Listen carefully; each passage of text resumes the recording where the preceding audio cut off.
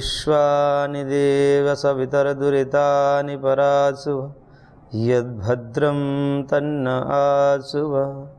ॐ सहनाववतु सहनौ भुनक्तु सह वीर्यं करवावहै तेजस्विनावधीतमस्तु मा विद्विषावहै। ओम शांति शांति शांति। ओम श्री परमात्मा नमः। सांख्य कारिका के हम कारिका संख्या 30 पर विचार कर रहे थे, जिसमें कारिकाकार ने अंतःकरण के जो वृत्ति अर्थात व्यापार, उसके कार्य करने की जो पद्धति है उस पर कुछ चर्चा की और बताया कि ये जो अंतःकरण हैं, 3 अंतःकरण हैं, मन बुद्धि अहंकार, और ये तीनों अंतःकरण एक एक बाह्यकरण से मिल करके, यानी कि चक्षु से मिल करके अथवा घ्राण से मिल करके अथवा त्वचा से मिल करके क्रम से मिलते हैं और क्रम से मिल करके तब ज्ञान का अवबोधन कराते हैं विषयों का। तो ये तीनों अंतःकरण हैं, जब इंद्रियों से मिल जाते हैं तो चौथा हो जाते हैं, 4 हो जाते हैं। इसलिए युगपत चतुष्टस्य तो वृत्ति, ऐसा कारिकाकार ने कहा। और दृष्टे चतुष्टस्य तो वृत्ति युगपत तस्य क्रमशस्य, यानी कि 3 अंतःकरण एक एक इंद्रियों के साथ, यानी कि कुल मिलाकर 4 ये जो करण हुए, 3 अंतःकरण और एक बाह्यकरण, और तब मिलकर के जो ज्ञान होता है रूपादि का, वह ज्ञान एक साथ भी होता है और क्रम से भी होता है। एक साथ का मतलब कि एक साथ सारे करण एक ही काल में अपने अपने व्यापार को संपादित करके पुरुष को ज्ञान करा देंगे। और क्रम से का तात्पर्य है कि पहले आँख रूप को ग्रहण करेगी, फिर मन उसका संकल्प करेगा, फिर अहंकार उसमें अभिमान करेगा, फिर बुद्धि में वृत्ति बनेगा और निश्चय करेगी, और फिर जाकर के पुरुष का ज्ञान होगा। ये क्रम हुआ। तो क्रम से भी होता है और अक्रम से भी होता है। सामान्य रूप से क्रम से ही होता है। जब हम कहीं जा रहे होते हैं, अचानक अंधेरा है तो कुछ चीज़ हमें दिखाई दी सामने, स्पष्ट नहीं है कि वो स्थाणु है अथवा पुरुष है। स्थाणु का मतलब वो वृक्ष का टूटा हुआ भाग जो मनुष्य की ऊंचाई के बराबर लगा रहता है, जमीन के साथ जुड़ा रहता है।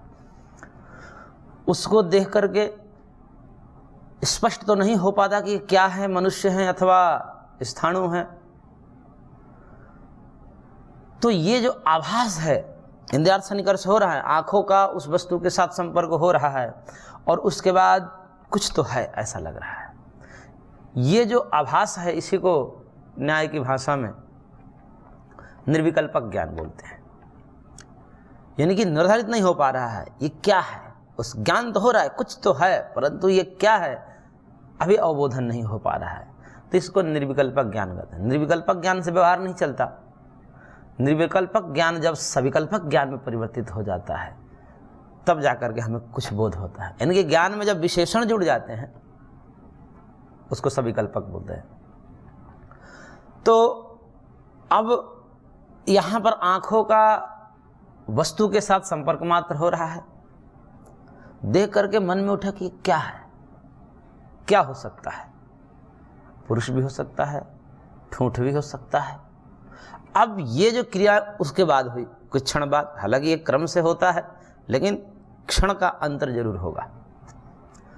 अब मन में ये विकल्प होगा कि आदमी भी हो सकता है, ये स्थाणु भी हो सकता है।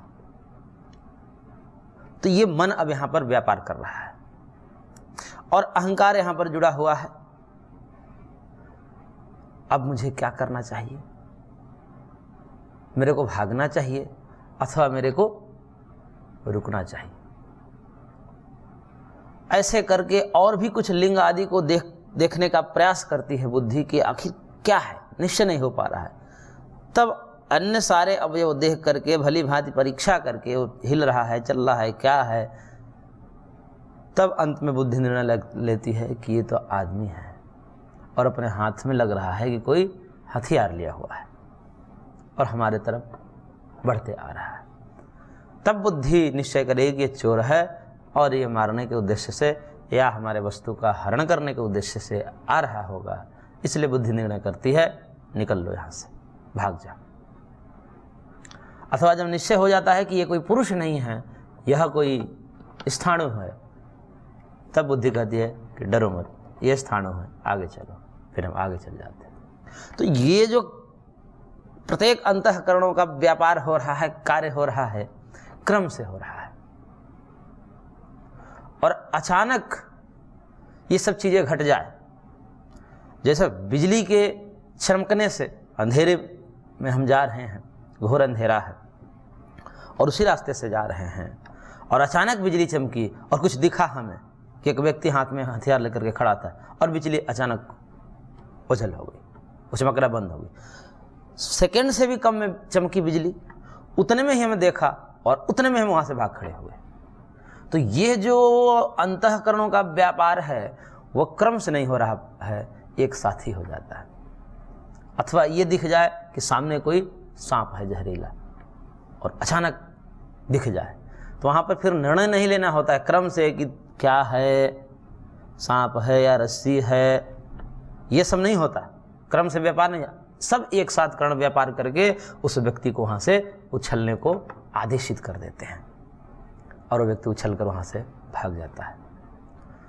तो व्यापार जो है कर्ण का, कर्ण अर्थात अंतःकरणों का, वो क्रम से भी होते हैं और अक्रम से यानी कि साथ साथ भी होते हैं। इसलिए युगपत चतुष्टस्य तो वृत्ति कर्मशस्य तस्य निर्दिष्टा दृष्ट, दृष्ट विषयों में यानी कि जब हम देख रहे हैं प्रत्यक्ष विषयों में, वह कर्म से भी इंद्रियों का व्यापार होता है और अक्रम से भी होता है। लेकिन तथाप्य दृष्टे त्रयस्य तत्पुरिका वृत्ति, लेकिन अदृष्ट में, दृष्ट का मतलब यहाँ पर वर्तमान काल में है और अदृष्ट का मतलब कि जो भूतकाल है और भविष्यत काल है वो वर्तमान की अपेक्षा से अदृष्ट ही है। लेकिन जब अदृष्ट का हम ज्ञान करते हैं,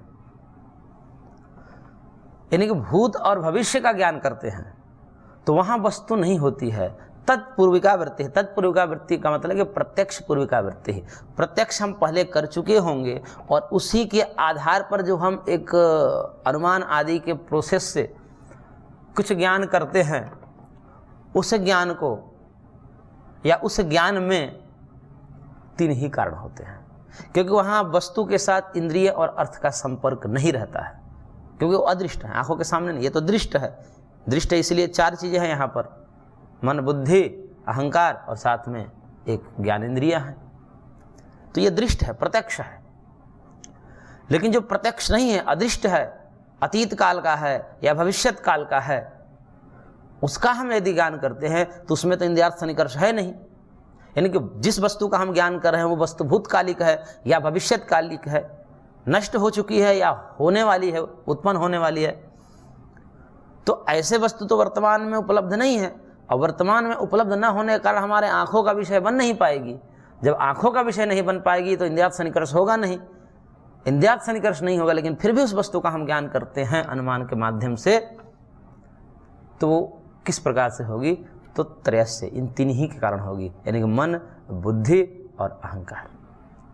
ये तीन करण ही जो अंतःकरण है, यही अपने में अपना अपना व्यापार करके चिंतन मनन और अध्यवसाय करके वो निर्णय ले लेंगे कि ऐसा है या ऐसा होगा या ऐसा हुआ था। तो जो अतीत कालिक और भविष्यत कालिक ज्ञान है अनुमान के माध्यम से करते हैं, उसमें केवल तीन ही कर्ण व्यवहार करते हैं। त्रयस्य वृत्ति ही, यानी कि तीन ही करणों की वृत्ति होती है, एक इंद्रियार्थ सन्निकर्ष नहीं होता है। तो इस प्रकार से दृष्ट विषयों में चार कर्ण के प्रयोग होते हैं, चार कर्ण अपना अपना व्यापार करते हैं। आँख व्यापार के माध्यम से रूप ग्रहण करती है। आँखों का व्यापार क्या है? वृत्ति, वृत्ति अर्थात व्यापार, कार्य उसका। तो आँखों का व्यापार है रूप ग्रहण, मन का व्यापार है उस इंद्रियों के द्वारा गृहीत जो विषय हैं, रूप, उन पर मनन करना, ये क्या है क्या नहीं है, ये भी हो सकता है, ये भी हो सकता है। और फिर अहंकार के साथ जुड़ करके बुद्धि फिर निश्चय करती है कि ये अमुक विषय है, और इस प्रकार से आत्मा को वह ज्ञान होता है। तो यहाँ पर 4 हैं, चारों व्यापार करते हैं, लेकिन अदृष्ट में केवल 3 ही व्यापार करते हैं, इसलिए त्रयस्थ तत्पूर्विका वृत्ति ही, ऐसा कहा कारिकाकार ने। अब जो ये इंद्रियों की प्रवृत्ति होती है, इंद्रियां अपने अपने विषयों में जो प्रवृत्त होते हैं, ग्रहण करते हैं, उस किस हेतु से करते हैं, किस कारण से करते हैं, उसका कथन कारिकाकार कर रहे हैं कारिका संख्या 31 में, और कह रहे हैं स्वाम स्वाम प्रतिपद्यन्ते परस्पराकूत हेतुकाम वृत्तिम पुरुषार्थ एव हेतुर्न केनचित् कार्यते करणम। कह रहे हैं परस्पर आकूत हेतुकाम स्वाम स्वाम वृत्तिम प्रतिपद्यन्ते, परस्पर एक दूसरे के अभिमुख होकर के, आकूत का मतलब होता है उन्मुख होकर के, अभिमुख होकर के, अपने अपने विषय की तरफ उन्मुख हो जाना, ये आकूत का मतलब। आकूत का तात्पर्य दूसरा भी निकालते हैं, उसके प्रयोजन को जानकर ऐसे भी आकूत का अर्थ करते हैं, लेकिन इंद्रियां जड़ है इसलिए वो एक दूसरे के प्रयोजन को नहीं जान पाएगी, इसलिए आकूत का अर्थ यहाँ पर लेना पड़ता है अपने अपने विषयों की तरफ उन्मुख हो जाना। तो ये परस्पर में एक इंद्रियों के व्यापार से दूसरे इंद्रियां भी अपने विषयों की तरफ उन्मुख हो जाती हैं, यानी कि एक विषय, एक इंद्रियों के विषय दूसरे के इंद्रियों को सक्रिय कर देते हैं कि तू भी अपना व्यापार कर। जैसे इंद्रियार्थ सन्निकर्ष हुआ, आंखों से हमने किसी वस्तु को देखा तो ये मन को भी प्रेरित कर देगी कि तू सोच क्या है, ये कैसा है, ये कौन सा पदार्थ हो सकते हैं, तो मन वहां चिंतन करने लगता है।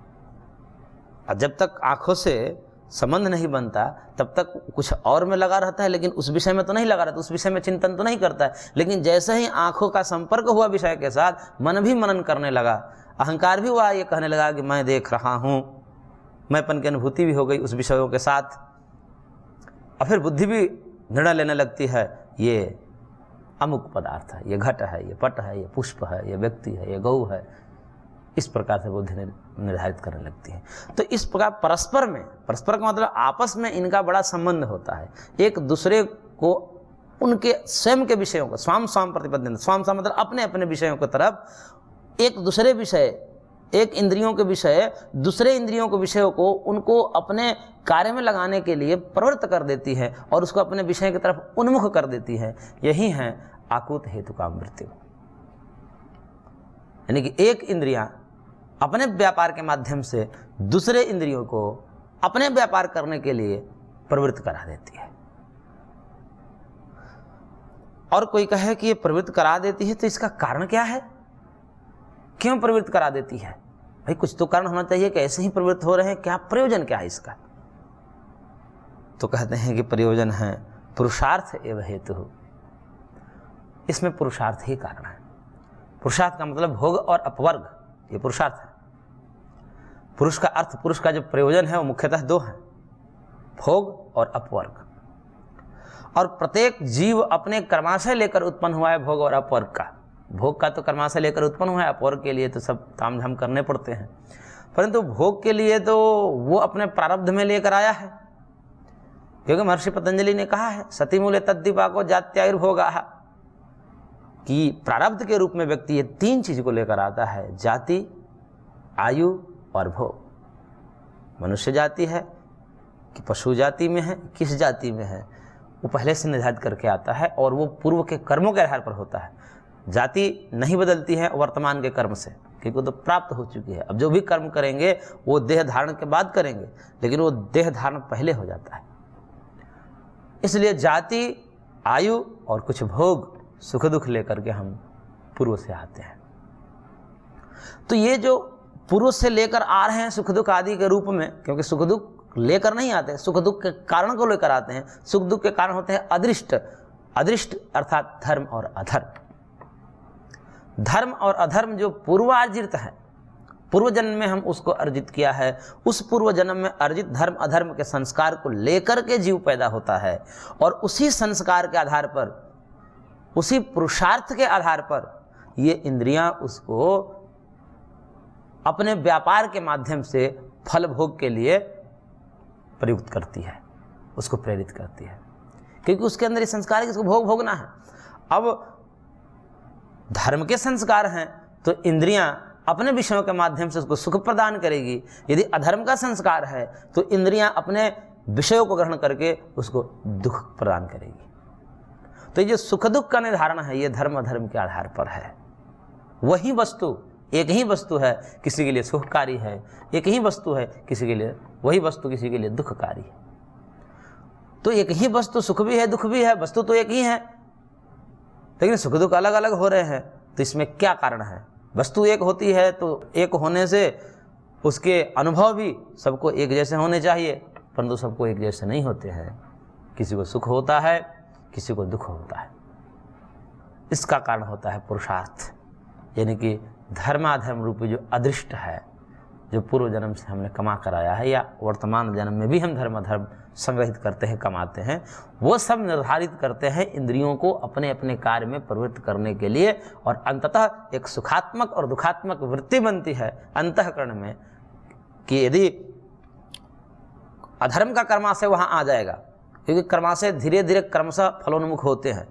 अब हम दोनों प्रकार के कर्माशय को लेकर उत्पन्न होते हैं, यानी कि धर्म के संस्कार भी हमारे अंदर हैं पूर्व जन्म के, अधर्म के संस्कार भी हमारे अंदर पूर्व जन्म के, इसलिए हम सुख और दुख दोनों को भोगते हैं।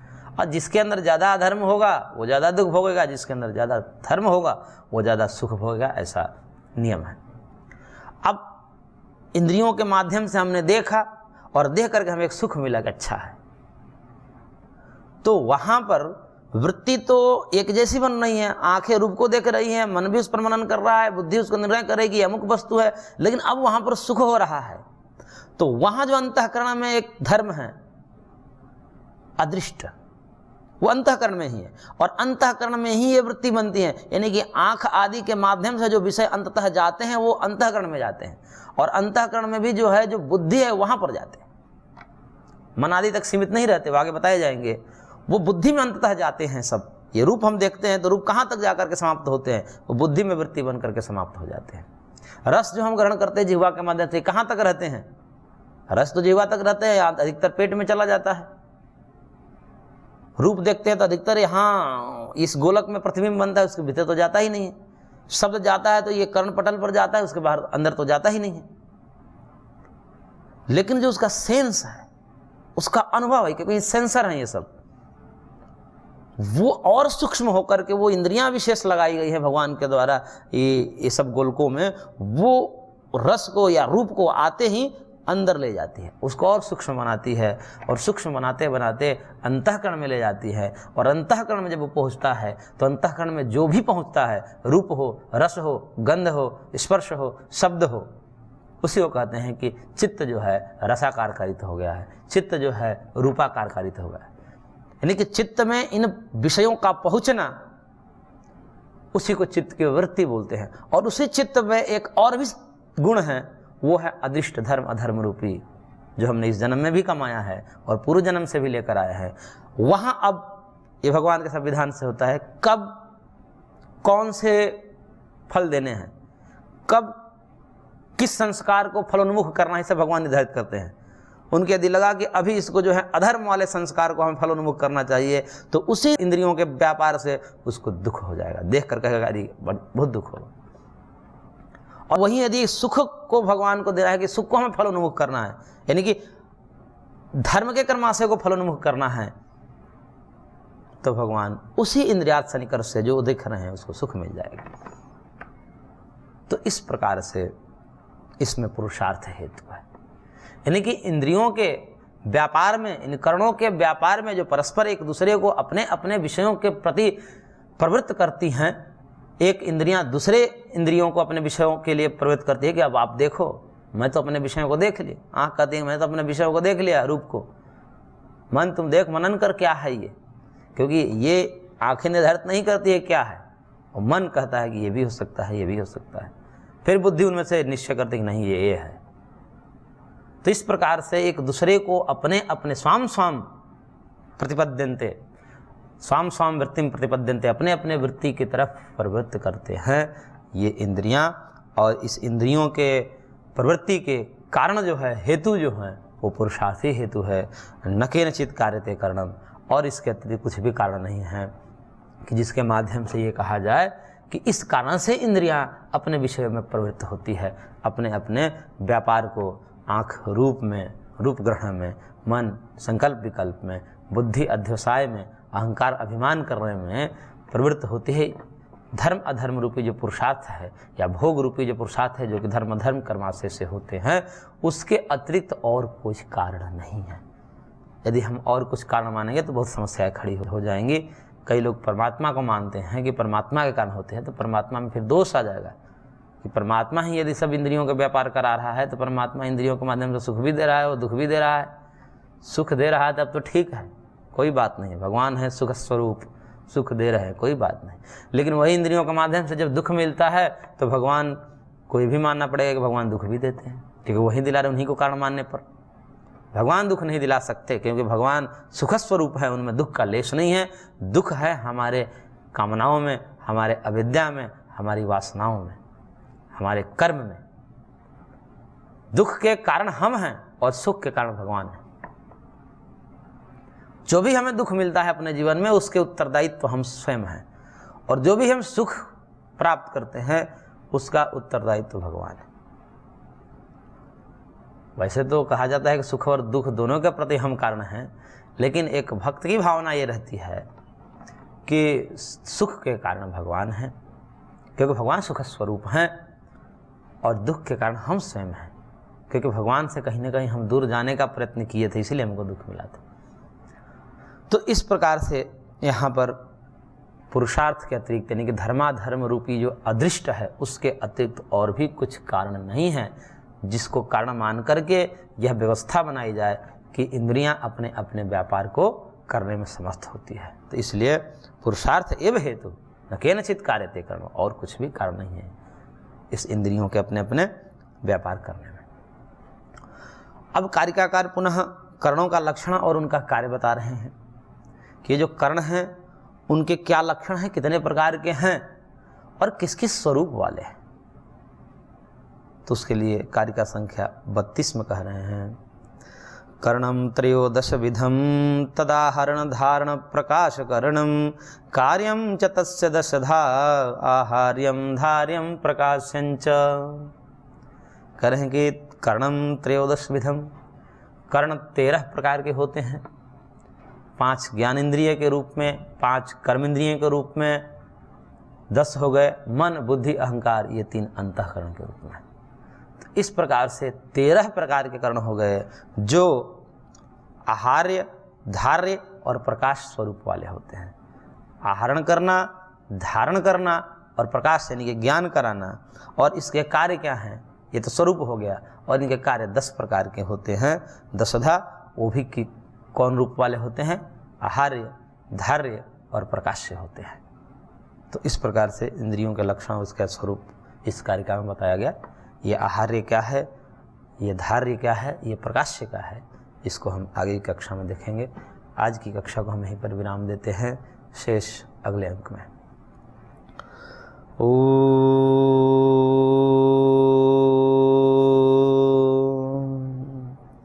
शांति शांति शांति।